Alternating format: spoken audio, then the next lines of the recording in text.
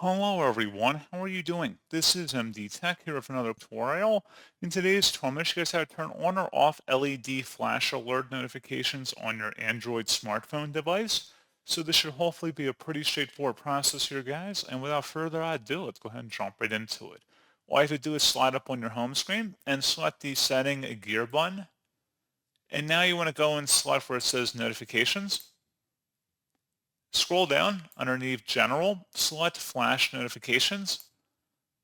So if you want to turn off screen flash notifications, you can just toggle this to the off position right here. Otherwise, you can enable it by clicking inside the oval one time.